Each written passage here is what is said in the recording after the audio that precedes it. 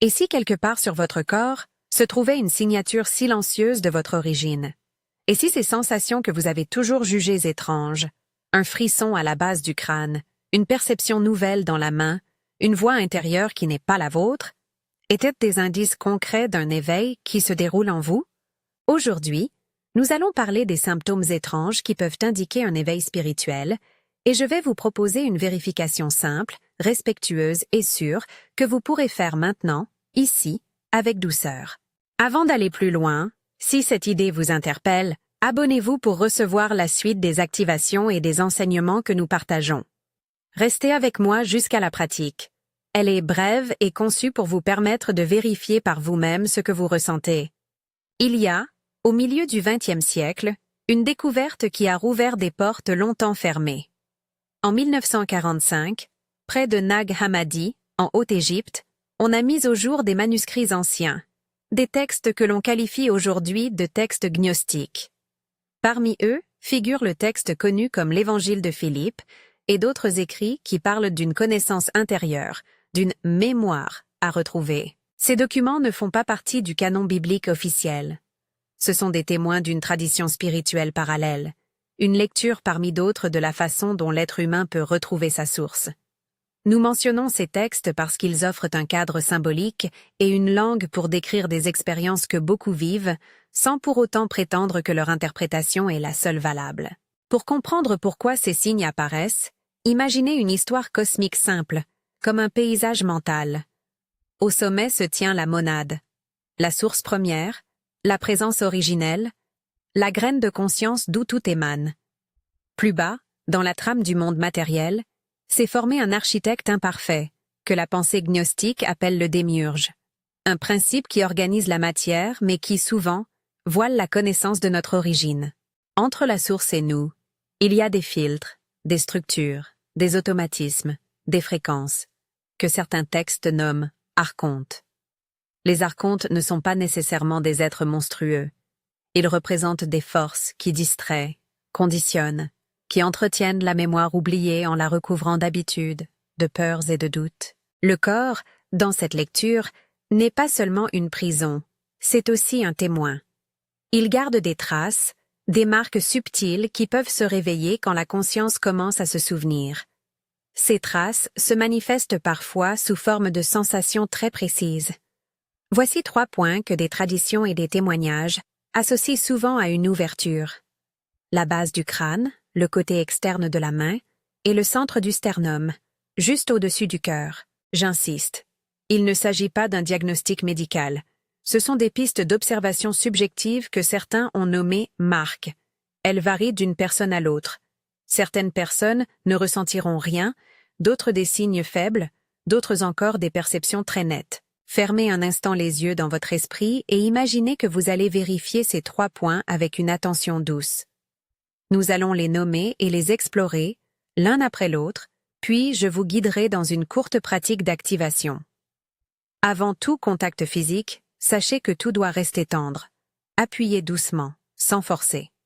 Si cela provoque une douleur, arrêtez immédiatement. Ces gestes ne remplacent en aucun cas un avis médical ou psychologique. Première marque, la base du crâne. C'est la région occipitale, l'endroit où la tête rejoint le cou. Beaucoup décrivent, au réveil de cette zone, une sensation de chaleur diffuse, une pulsation légère, ou comme si un voile intérieur se déplaçait. Pour vérifier, placez le bout de vos doigts, très légèrement, à la jonction entre le crâne et la nuque. Ne serrez pas.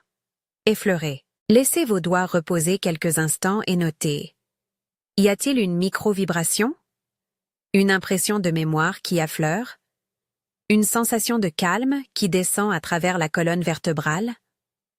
Pour certains, l'expérience est comme une présence qui se rappelle, une petite reconnaissance interne. Pour d'autres, c'est une simple chaleur ou un apaisement. Il n'y a pas de bonne ou de mauvaise réponse. Ce qui importe, c'est l'observation sans jugement. Deuxième marque, le côté externe de la main. Imaginez la paume tournée vers vous. Observez l'extérieur de la main, le bord où repose le petit doigt et qui va vers le poignet. C'est une zone sensible dans de nombreuses traditions somatiques. Fermez les yeux, tendez la main à hauteur du cœur et, avec l'autre main, tracez très lentement une ligne le long de ce côté externe. Cherchez une légère pression, une petite vibration, une résonance, peut-être un frisson. Quelques personnes rapportent une seconde vue sensorielle, une capacité accrue à percevoir des impressions subtiles, des détails émotionnels, comme si la main devenait un amplificateur de perception. Encore une fois, la manifestation est individuelle. Attention aux signes, mais sans chercher à forcer. Troisième marque, le centre du sternum, juste au-dessus du cœur. Placez la main au creux du sternum, au milieu de la poitrine, sans appuyer trop fort. Certains ressentent ici une chaleur, une élévation, comme si une voix interne passait de la supplication à la proclamation. Ce n'est pas une voix extérieure, c'est une ligne d'autorité qui s'affirme. Vous pourriez percevoir une légère montée vers la gorge, une densification de l'espace thoracique, une clarté soudaine. Pour d'autres, ce sera subtil, presque imperceptible. Ce point, dans la symbolique, est souvent associé au commandement intérieur, une capacité à dire, à poser une intention, à passer du désir à l'énoncé. Rappelez-vous, sensations variées, pas de recette universelle. Après cette description, vous pouvez avoir envie d'essayer de vérifier immédiatement. Avant la pratique guidée, un bref rappel. Ces observations ne vous donnent pas un label absolu. Elles peuvent indiquer une sensibilité, une ouverture, une anamnésis, un retour de mémoire, mais elles doivent être abordées avec discernement. Si vous traversez des symptômes physiques persistants ou inquiétants, consultez des professionnels de la santé. Maintenant, avant la pratique, prenons un moment pour comprendre ce qui se passe quand la conscience s'éveille et pourquoi la résistance survient. Lorsque vous commencez à percevoir davantage, à sentir des impressions nouvelles, il est fréquent qu'un flot de pensées sceptiques surgisse. Ce n'est que mon imagination. Je me fais des films. Ce n'est pas sérieux. Dans le langage gnostique, on dirait que les archontes activent des schémas de doute. Dans un langage plus psychologique, ce sont des mécanismes protecteurs qui cherchent à ramener l'équilibre. La clé n'est pas d'entrer en débat avec ces pensées, mais de les observer comme on entend un bruit dans une autre pièce. Notez-les et laissez-les passer. Si vous vous accrochez à elles, elles vous entraînent hors de l'expérience. Si vous les accueillez sans combat, l'espace intérieur s'ouvre. Nous allons procéder à une courte vérification guidée, en douceur. Faites-le assis ou debout, dans un endroit où vous vous sentez en sécurité. Gardez les mouvements lents, respirez naturellement. Si vous préférez ne pas toucher, vous pouvez simplement effleurer les zones avec la pointe des doigts. Si à un moment vous ressentez de la douleur, arrêtez immédiatement. N'oubliez pas, ce n'est pas un substitut à un examen médical. Commencez par placer vos mains sur vos genoux, respirez quelques instants pour vous rassembler. Pensez à l'intention simple. Vérifiez, sans attente, sans attachement au résultat. Portez maintenant la main droite à la base du crâne, à la jonction avec la nuque, et laissez-y les doigts poser une pression très douce. Restez quelques respirations, au sens figuré seulement, respirez normalement, et notez ce qui émerge. Une sensation de chaleur, un frémissement, un apaisement, ou peut-être rien de particulier. Tout est valide. Ramenez la main au repos. Levez maintenant la main gauche, observez le côté externe de votre autre main. Avec la paume de la main droite ou l'index, tracez lentement une ligne le long du bord externe, du petit doigt vers le poignet, en effleurant. Ralentissez le mouvement, devenez attentif aux micro-sensations. Picotement, résonance, légère pression. Peut-être percevrez-vous une nuance nouvelle, comme un sillage de perception.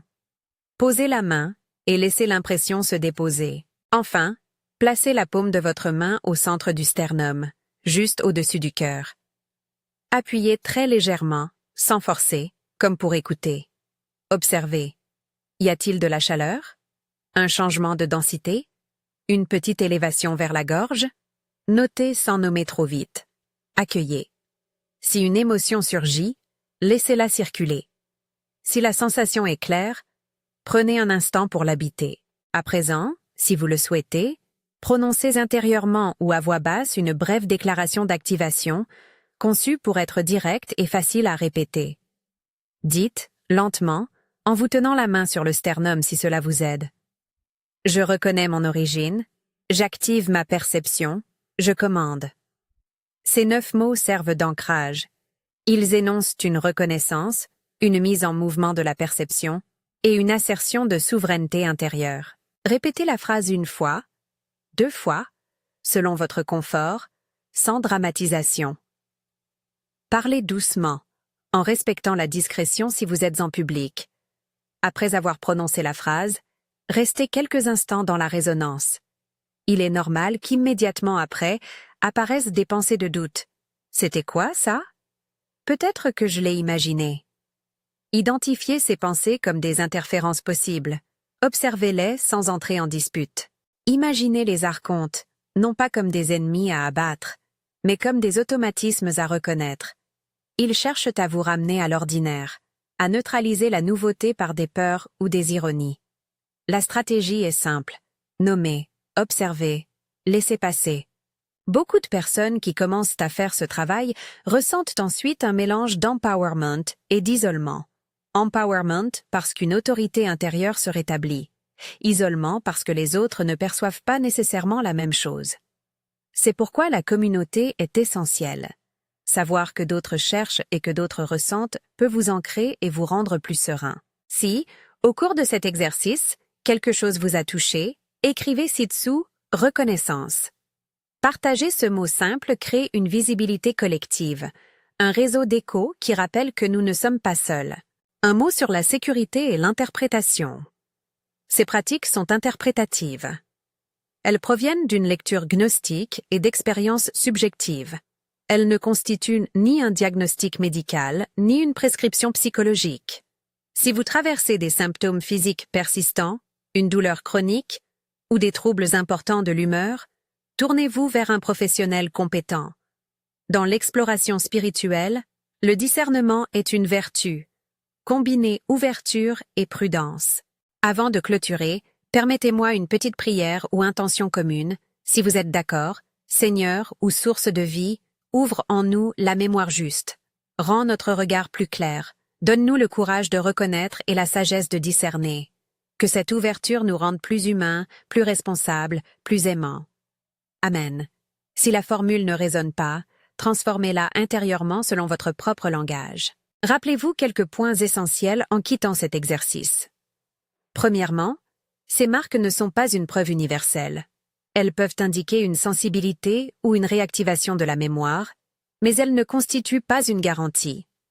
Deuxièmement, les textes de Nag Hammadi, comme l'Évangile de Philippe, offrent une grille symbolique utile, mais ils sont une lecture parmi d'autres de l'expérience spirituelle.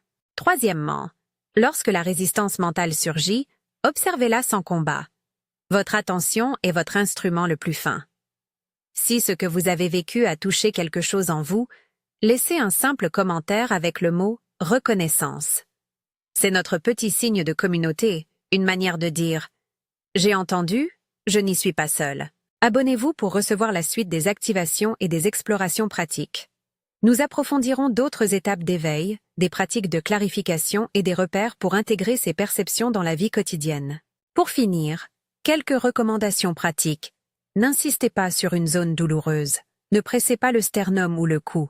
Privilégiez des gestes doux et respectueux. Si, au fil du temps, vous sentez que des émotions remontent puissamment, cherchez un accompagnement bienveillant. L'éveil n'est pas un cheval sauvage à dompter. C'est une rencontre qui demande patience, soutien et soin. Ce contenu est interprétatif. Il n'est ni diagnostic médical ni prescription psychologique. Approchez-le avec prudence, curiosité et discernement. Si vous avez ressenti quelque chose, écrivez « reconnaissance » ci-dessous. Abonnez-vous pour la suite des activations et des enseignements. Que votre mémoire se réveille en douceur, que votre corps devienne un allié de la conscience, et que vous trouviez, pas à pas, la clarté qui vous appartient.